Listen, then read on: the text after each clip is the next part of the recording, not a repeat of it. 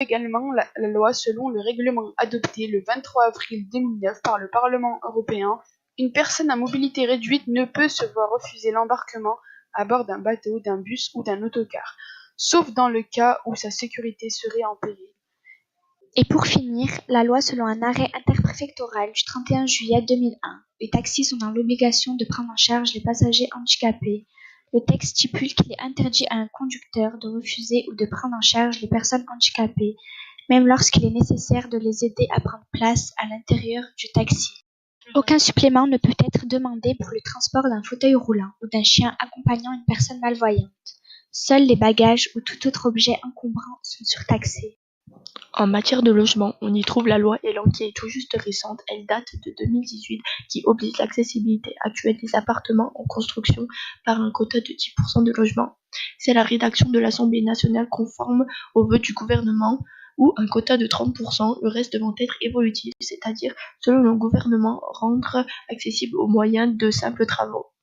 Par exemple, la cloison amovible ou le changement de la douche. Mensonge éhonté riposte la NPIHM, c'est l'Association nationale pour l'intégration des handicapés moteurs, étant contre la loi Elan.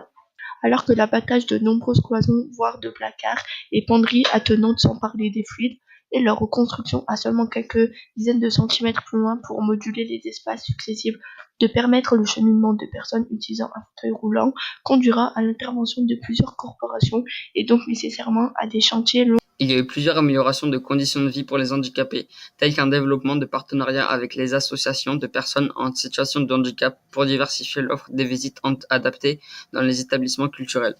La ville de Saint-Étienne travaille sur un agenda d'accessibilité programmé qui établit sur 9 ans des travaux à réaliser dans les établissements municipaux recevant du public. Il y a des transports adaptés qui facilitent les déplacements des personnes handicapées qui ne relèvent pas d'handistase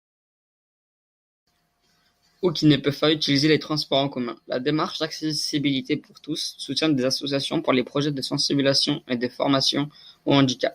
Après avoir rendu l'ensemble de ces quais et trams accessibles, Saint-Étienne Métropole poursuit maintenant le traitement de ces quais et de ces bus. 120 d'entre eux ont déjà été adaptés en 2017.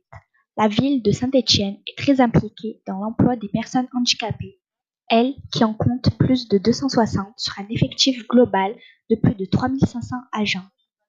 Un chiffre plus élevé que l'aube. Il existe cependant de nombreux problèmes du quotidien pour les handicapés. Nous avons pris quelques extraits du livre Sociologie du handicap de Alain Blanc et Armand Collin. Je cite: Ainsi pour les